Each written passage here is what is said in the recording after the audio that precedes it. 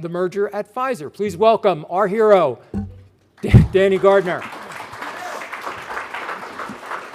Thanks, Steve. All right, good morning, everyone. I hope you can all hear me. Yes, I did happen to have some bad luck on the way here, but I am here, and I arrived here maybe like an hour ago. And so please excuse me, I'm running on like 4 hours of sleep the last couple days, but this is what really gets me energized. And so today I'm going to be talking to you a little bit more about what we're really kind of deeming today social intelligence. And I think, for those of you who may not know what that is or wondering what that is, it's really the convergence of a few different disciplines. Everything from big data to analytics to R&D to social media to influencer marketing. There's a ton of different use cases for using social media data, and my team, as part of what's now Haleon, has been leading the charge for that, not only at GSK and in the broader company and enterprise, but really across the industry. And so we're really proud to kind of share some insight and a peek behind the curtain today of our journey. And so, as Steve kind of alluded to, this is all actually happening right now. Today we were listed on the London Stock Exchange and soon to be the New York Stock Exchange as a separately owned, pure-play, standalone consumer healthcare company. GSK will continue on as its prescription and vaccine business as New GSK, as we've dubbed it internally. And so you may recognize a lot of our wonderful, beloved household brands. I'm a user of many of these myself, so feel free to pick out some of them. And this isn't even all of them. So everything from Sensodyne and Pronamel toothpaste to Tums to Advil, Excedrin. We compete in just about every major consumer healthcare category in the world. But that's enough on Haleon. You guys can go check that out for yourselves. There's plenty of press and PR on it. So to really understand where we've been, right, as a really advanced social intelligence team, I think it's really important to understand where we've been, right, and where the journey began. And so I kind of break this down, and it's really easy to summarize, I think, in what we call our social intelligence maturity model, which really is broken down into two different compartments.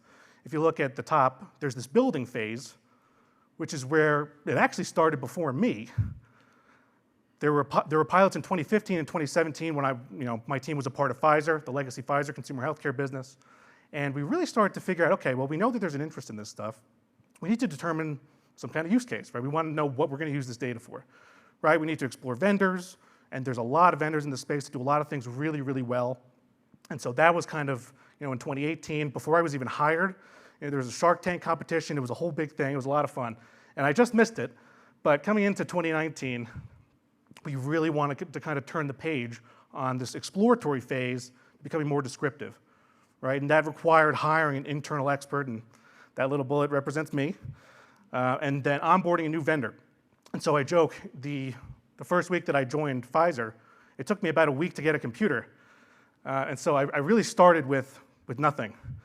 I had a brand new vendor, Meltwater. They're a big global social media company and provider. And so they handed me them. I happened to be using them in my last job. And they said, all right, Danny, wait a week to get your laptop and then get to work. And so that's where, obviously kind of came into COVID, and we'll touch upon this in a little bit too, really accelerated the demand and visibility for what this is for a large enterprise like GSK. I'm not going to read all the bullets here, but in 2020, we really wanted to, at the same time as we were weathering the COVID storm, move to more of an expansion phase, right? We know this stuff coming out of a 12-month pilot is really valuable. People love this stuff. We're delivering a ton of insights this way. And now in 2021 and now 2022, right, we're kind of moving beyond the COVID space into a more proactive and more prescriptive analytics space. And that's where the real power is in using this across the 30 brands that we own. This is hard enough to do on one brand, let alone 30. So really, early on, we had to demystify, I love this word, what social listening was. Because turns out people have a lot of different names for what social listening is. Social monitoring, consumer engagement, community management. So we got a lot of that early on from our agencies who were doing fantastic work. But there was a lot of confusion for us internally. Hey, you're socializing all this stuff, but don't we already do it? And so sure enough, I would go on to meet with these teams and try to figure out exactly, well, what are they doing? Why is there this misconception? And so it turns out a lot of them were pretty much doing consumer engagement, consumer management, which is a really important part of any social media strategy. But these teams typically lack the skill and the bandwidth to run more sophisticated analytics and research more in the earned media space. So these were jokingly some of the reactions that I had for them. But all in good faith. We love our agency partners, and we use a lot of different agencies, and they all do wonderful work. So then, furthermore, social media is really categorized into 3 buckets when you think about this.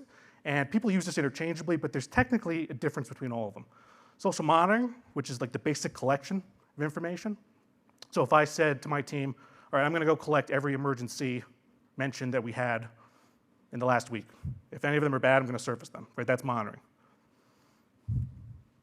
Social listening is now, okay, well, we're going to take this a step further.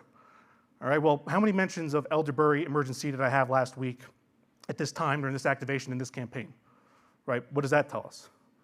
They're taking it a little bit step further. And then social intelligence is really the most sophisticated form of what this is.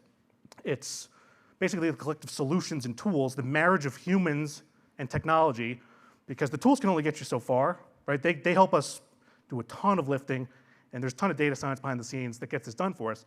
But when it comes to making the decisions and recommendations, that's really where you need a human.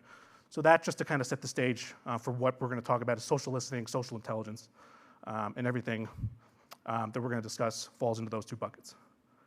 And so we ran a 12-month pilot. It was really successful. I could spend an hour talking about it. But the really high-level takeaways that we had from this program was that, well, we really have a better understanding of what our value proposition is. And at its core, it's insights, right? We can get to insights faster than anyone else on our team for certain cases, many cases, and it's more cost-effective, where we can get to these answers and answers that, or to questions that we didn't think that we had the answers to. We saw a lot of that during COVID. Informing digital marketing, so everything from paid search, paid social, there's usually some kind of correlative exercise you can run to see how you're performing against earned mentions and people that are basically mentioning you outside of your purview. And so we do a whole lot of that. E-commerce, this is also, I think, not as widely discussed in our field, but in consumer, right? We sell a lot through Amazon and Walgreens and Rite Aid and CVS. So all those reviews on those sites, some of them are syndicated, some of them are organic. We're able to kind of analyze them with the same lens, right? It's all unstructured text, it's all consumer feedback. Really, really important use case that we discovered very early on, which is going to make a huge difference for us in the years to come. And then crisis management, right? We're trying to protect our online equity, right? If we can't see what's being said about us, which was the case when I joined Pfizer, then we can't protect the interests of the brand, right? And again, this becomes even more important as we become a standalone company. And arguably most important, we're just more agile. We're a huge, massive enterprise. And we already move slow.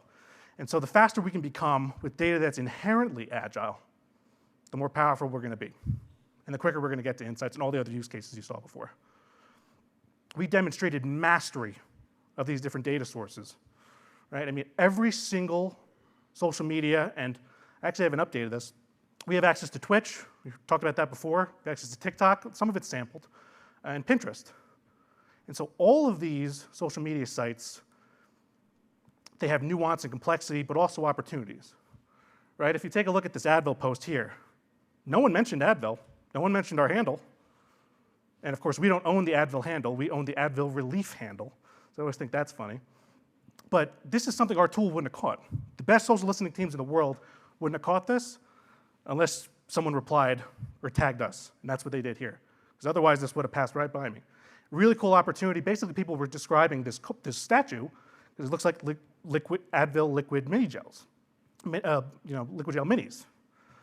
And so really, really, and it got a ton of engagement, right? And in consumer, I used to do this in the prescription space. OTC gets a lot more engagement, there's a lot more reach, there's a lot more mentions. So it's a much different environment coming in and trying to manage all this.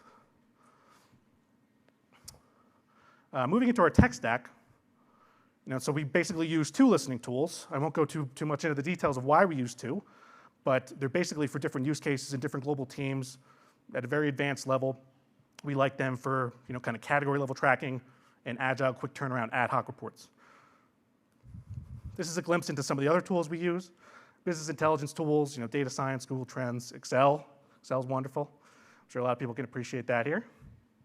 Advanced Boolean skills, right? Boolean queries, again, without going into the science, follow a really basic logic of and, or, and not, right? So when we go to run any one of our queries, I think we have like 700 of them.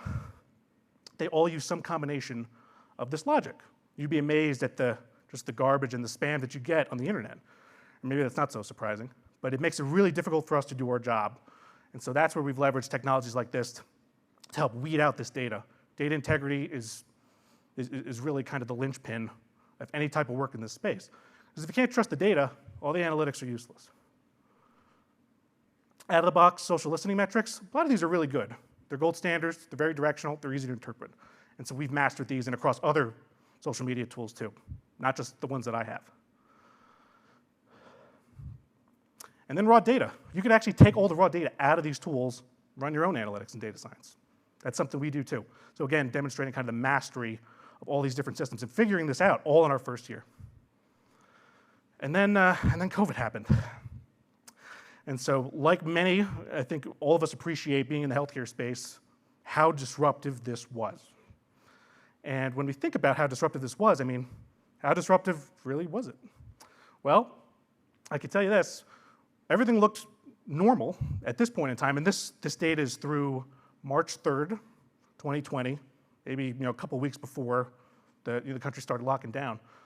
Everything was chugging along. These were our benchmarks. We spent a lot of time refining what our query library was and our historical. Again, the company had no insight into any of this. They couldn't have told you before our team was created how many mentions we had last year and through whatever quarter. And then we started looking at the categories, right? Basically all the mentions were not mentioned. And so every one of our brands has a corresponding category. Advil's is headache. Turns out a lot of people had headaches during COVID, which was also an election year, 2020. And so, again, I think I made a note that these aren't to scale, because this next bubble doesn't do this justice, right? We came in and we ran a pretty advanced COVID query. I would actually need like 6 slides stacked on top of each other to show you the proportion of coronavirus mentions only in the US and Canada relative to our brands. I mean, like having to explain this to the 200-person marketing team that I work with, I almost lost context. But this kind of told us that, hey, people are more cautious and they care more about what's going on in this uncertain future than our brands. And so that was a real level setting that we had to do early on in the pandemic. And so believe it or not, we actually saw the writing on the wall. I remember jumping into a huddle room with my director and my VP, and we had just started running our cough, cold, flu query, right, which is all looking at symptoms and sneezing and all the stuff that you would expect. And we were running it, and we said, we know COVID's going to be a big deal. It was already getting tons of press in Europe and in Asia, and so we started seeing that very early on in January. It was already outpacing this $2 million figure that we were running through March. That's why I set the context on the first stage. I mean, there's just so much data. More data than any social media professional in the history of social media has ever looked at. And then in February, that was kind of it. That's when we knew this was going to be a very, very serious thing. And so I'm sure you guys probably know what came next. I get maybe 20 different emails. On Monday, remind you, we're just coming out of our pilot. And so it's like people have awareness of what we do. They trust our data, right? We worked really, really hard to kind of build our awareness and our brand internally. These are just some funny gifts that I thought you guys would appreciate. I presented this at another conference online, and I couldn't gauge the reaction, so thank you those of you that laughed. And so really with the tail end of our 12-month pilot, right, I mean, COVID came. So we were doing a ton of social listening around COVID. And sure enough, 12, 15 months later, we were still providing this macro level data that we could tap into. And this is really, really difficult to do. And I was the one leading it, and I've never done social listening around COVID. It was brand new. And so we really kind of tested everything we learned and the expertise that we had internally to figure out, okay, well, we know we're kind of good at social listening. What can we make of this? Right? And we have supply chain issues, and people can't get Excedrin because it's out of stock and people can't find it on the shelves. Who's surfacing that stuff? That's our social listening team, intelligence team. So coming out of this, we really wanted to kind of level set, right? It was very disruptive, but at the same time, hey, we got to keep the business going. And so we really wanted to focus on 3 kind of buckets. Key opinion leaders, and we heard a little bit about that today, and they come in different formats, right? They're not just Kim Kardashian, And I've done a few reports on Kim Kardashian, believe it or not, and the mentions that she's had of our brands. Maybe it was Kylie Jenner. It was a whole bunch of them, pretty much the whole family. And so there's HCPs, but there's also everyday advocates. We have a great slide coming up that'll show you what that looks like. And they're really hard to find because they don't have 50 million followers, right? And they're not always leading the charge. And sometimes they're hidden, sometimes they're anonymous. Insights democratization. This is probably a goal for every analytics team in the entire world, is to really just refine the degree and the accuracy of information you're putting in the hands of your stakeholders. That's something we wanted to refocus and rekindle a fire on too. And then untapped data, it's everything around TikTok, Clubhouse. There's a lot of different things that constitute social media. There's social media that's coming down the pike that we don't even know is social media yet. And that's part of our kind of evolving role, is to keep the company up to date on those different trends. So really the goal of the KOL, when I went to present this internally, we really want to understand our people. Brands are so focused, and not just us, other companies that do this, are very focused on their brands, right? It's the easiest thing to start with. How many brand mentions do I have? But we found that coming out of COVID, we really wanted to focus more so on the people. So we compete in the oral health category, and one of the really powerful social listening cases we use is audience analysis and analysis of online communities.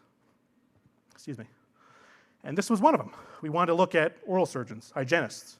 Sure enough, we were finding dental students, right? They were more active. They're digital natives.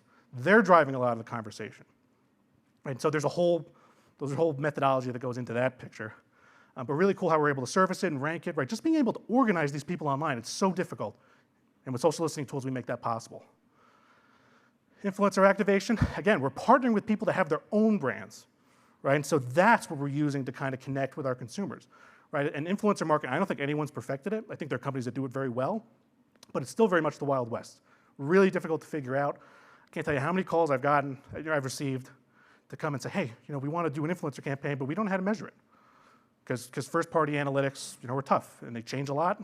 And they don't always lead to the most actionable recommendations. And then the sentiments of everyday users, right? This is what I was kind of hinting at before. Here's an example of a handle called Chapstick Models from Instagram. They've got 100 followers. And basically what they do is everywhere they travel, they snap a picture of our chapstick, right? These are brand loyalists. And this is just a small example. Every company has folks like this. But this was the first time we were really uncovering this for us, a company that markets to 2 billion people every year. Really, really cool. 100 followers. Good for them. Insights democratization. Again, this is pretty straightforward. I have a remit of now 30 brands. It's actually more than that because they gave me Canada this year. And so we were doing a lot of this in Excel. We were doing a lot of this locally. There weren't a lot of systems to support us. I like this spreadsheet. This was a template that we used. But coming into 2021 and beyond, we really need to do a better job with cutting through our analytics, and that came through Power BI. It was kind of a solution we picked up because we didn't have one of the tools I'm going to mention, Synthesio, and so we basically had to throw it all together, as our scrappy team would, and figure out a way to get more than what we're getting out of Excel. So again, we were very, very reactive in 2020. It was really tough. We had to basically go run at 100 miles per hour just to keep our head above the water. But then we kind of moved into this hyper-proactive intelligence approach. Right? We could see more. Right? Now we have an alert system in our meltwater tool. We can set a threshold for when velocity increases or reach increases or anything. There's a ton of customization of what this is. And these are being run right now, right as I'm speaking to you. They're being run and refreshed like every 5 minutes. And if something happens, I know about it. It shoots me an email. And then this is the real game changer for us. This is an advanced social listening tool called Synthesio. They're owned by Ipsos. They're one of the biggest market research houses in the world. And this is a way that we're actually going to put an interactive dashboard in the hands of the 400 to 500 stakeholders that I have at any given time. And they're going to be able to see what I see and interact with the data in ways they've never been able to interact with it before. And could do a whole nother presentation on how great Synthesio is, because it's, again, really helps us democratize access to information across one of the biggest portfolios in the world. Untapped data. This is a good example we pulled from COVID. We saw some chatter. This was in small data. This is a great example of small data versus big data. There weren't a lot of mentions of this, but we started to pick up mentions of emergency, and they were price gouging. We have a retailer query, mention all the retailers we work with. So we're running that, right? And we have alerts, right? It's all integrated. Sure enough, we saw that people were selling a box of emergency for $45. That's outrageous. And so this was something that our supply chain team had no insight into, but where we kind of bridged the gap with them, right? We'd never really worked with them before, or with our shopper insights team, or our sales team. And so what we actually found, and this is maybe more of an advanced use case, is that we could actually plug this URL back into our tool. This is kind of an advanced social listening operator thing. But if I wanted to run an empty search on all emergency SKUs, some of this was sampled too. Again, whole nother presentation. We could pull all that data in, and we're using the same analytics, the same techniques, it's the same platform, at the same cost. Right? So we're delivering all this value on a relatively low fixed cost. That's where the efficiencies are. That's why our ROI has been 300% every single year. And that's how we continue to build the capability. And then I have a couple really quick case studies for you. One is with the brand Preparation H, which is a suppository that we own. If you guys have never heard of Preparation H, Google it discreetly. But this was actually one of the first social listening cases that I worked on. And it was all about finding some kind of consumer stimulus for the brand, right? And so we know that there's mentions around Preparation H. At the same time, we didn't know how many people talked about Preparation H. And so we really wanted to understand, let me pull it all up here. The question was kind of twofold. It started as, our brand manager came to me and was like, hey, we call it Prep H internally. What do our consumers say? Well, we could actually specify to the hyphen, to the space in these social listening tools exactly how they spell it. Turns out they call it Preparation H. That was kind of the overwhelming finding. But it was really quick, right? I did that in all of maybe like 60 seconds. That's how powerful this is. And then we started to look a little more, working with our agency team, basically the ones who run the handles. I don't run the handles. But we looked beyond that and we found, hey, people actually talk about their hemorrhoid purchasing experience, or the hemorrhoid cream purchasing experience. And so I'm looking through all the data, and there's these threads about people going off about how they're gonna use Preparation H. I'm like, this is like the strangest thing. Mind you, like again, this is one of the first time I'm on this brand, and the first time that I'm doing this work at Pfizer, and it was really revealing to us and told us people talk about their offline experiences literally while they're in CVS online. And they talk about it at length, and they have a great sense of humor. People love joking about themselves. They joke about others. This is sentiment we wouldn't have covered any other way. And it's actually a middle-of-the-pack brand in terms of mentions. We get more mentions for Preparation H than we do Centrum, which is a power brand for us. In our resource allocation, Centrum is very high on the priority list. Preparation H isn't. It's a prime example of where, again, social listening isn't one-to-one with your sales. Which takes me into, I got one more. It's basically around macro tracking, right? So that was a brand example, but the teams that are really on the bleeding edge of this are looking even beyond that, right? Their category. They're looking for cultural moments, right? And we thought about, what COVID was, right? We designed a whole bunch of trackers and analytics and stuff to basically organize all this data, which was kind of the challenge of a lifetime so far. And sure enough, we realized, with the death of George Floyd, this was a very real thing. Our customers didn't care about buying toothpaste. They cared about the inequities of America. And it was a really, really important thing that we spearheaded for the entire company to give us an idea of, remember how big COVID was? That black line right there, that's how big the spike on social media was when George Floyd was killed. And so again, this is another just basic takeaway for you guys, is that consumers need your brands more than ever, right? And don't forget about the kind of cultural forces that are beyond what you're looking at in your brands, what you're looking at in your own handles. There's so much more beyond it. And it's really tough to kind of drill down into all that because that's big data, right? We talked about the small data use case. That's the big data use case. And then here's some takeaways for you. Don't write off your smaller brands. I think I mentioned this before, right? Especially in the prescription space. I know many of you are in the prescription space. I used to work on Entresto. It's a relatively small brand online, but does hundreds of millions of dollars in sales, right? So it's not always one-to-one, right? If you look at any other company, PepsiCo, Starbucks, right? It's a little different. Everyone's different, but you have to set that baseline. And that's what we continue to do, even 3 years into this. Is that when we want to run a new query, or we create a new company called Haleon, how many mentions are we going to have, right? So don't write off your smaller brands. Data can be funny, Be really tactical. Don't be afraid to leave alone what's not broken. We found that we went through a lot of iterations of reporting and audience architecture and all these different things. But we knew, looking back, that they worked. There was no reason to change them. So that's one of the big learnings we had over the past years. Don't fix what's not broken. And that social media goes far beyond our brands. Danny, that was great. Thank you so That's much. it. Thank you so much. We've got a couple of minutes for questions of Danny. He's going to lead the roundtable in a minute, but anybody have some quick questions for Danny? Yeah. Hi, I'm Stacy DeZiel from Acuity Ads. Hi, Stacy. My question is, such great insights. Sounds like you guys are looking at this on a pretty regular basis. Yes. How nimble is the marketing team in reacting to what you're sharing with them? And are they doing like short sprint plans around media and messaging to take advantage of the insights you're providing them? They are, and I think the feedback loop is also really important. Really, really tough to do, especially when I consider, I've worked for this company for 3 years. Right, our brand manager is on Nexium. Next year is going to be on Sensodyne.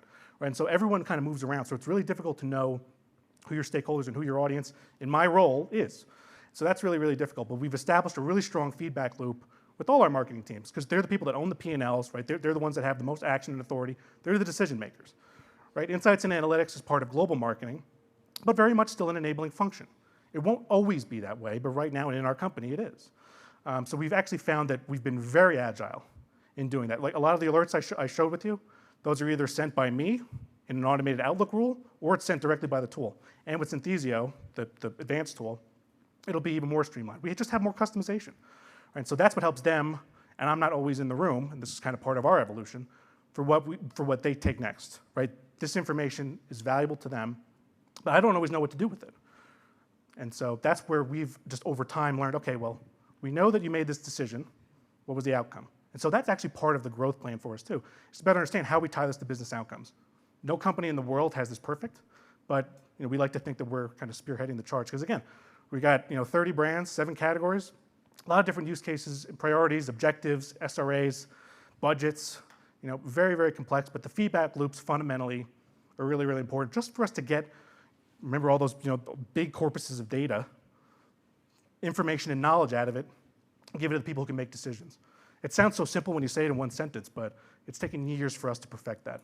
And so that's how we've really helped kind of improve agility, turnaround, and just our basic internal feedback loop. Good question. Could you tell us a little bit more about the internal organization and your relationship to the brands? Who's doing what?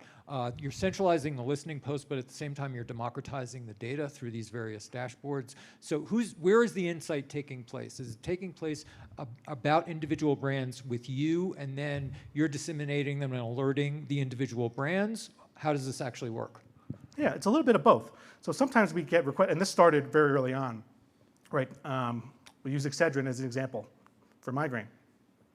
I remember sitting down with the Excedrin team, and they were starting to do some media targeting, and they wanted to look at, okay, we know that teachers are a big segment for us that we're going after, right? They have to deal with kids, they sit in front of a computer sometimes, whatever the case was. What does that look like on social media? Right, and what kind of context can we build around what teachers interact with, and what are their pain points specifically versus the broader audience of Excedrin that we look at? That's an example of where the brand marketing team, there's about 140 of them, wonderful colleagues, incredibly smart, and I basically have to keep track of all of them and all the insights that go to them. So that's an example where they come to me, but oftentimes it's me and the tool. Sometimes it kind of happens by chance. And so I'll give you an example of one that's not by chance. So we have the brand Voltaren, which we just took through the RX to OTC switch program last year.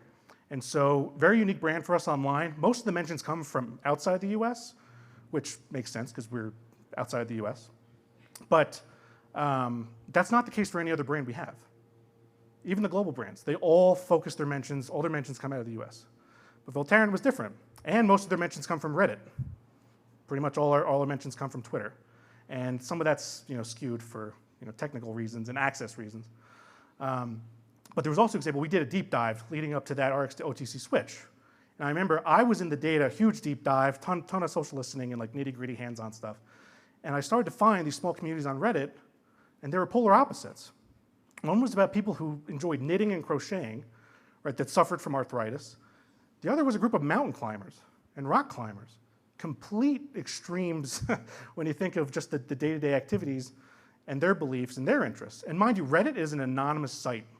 There's very little that you can kind of surmise beyond their username, what they're talking about, the communities they're in, the upvotes and downvotes that they get. It's really, really difficult, but we found that community, and that was kind of one of those aha moments where no one expected that. That wasn't part of our targeting, it wasn't part of our objectives. It was something we happened to discover.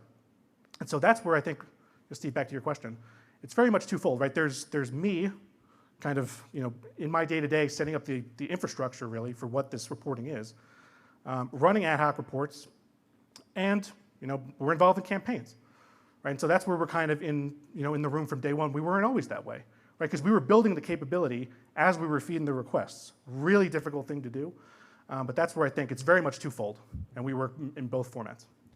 Danny Godwin, great work. Thank you so much. Thank you.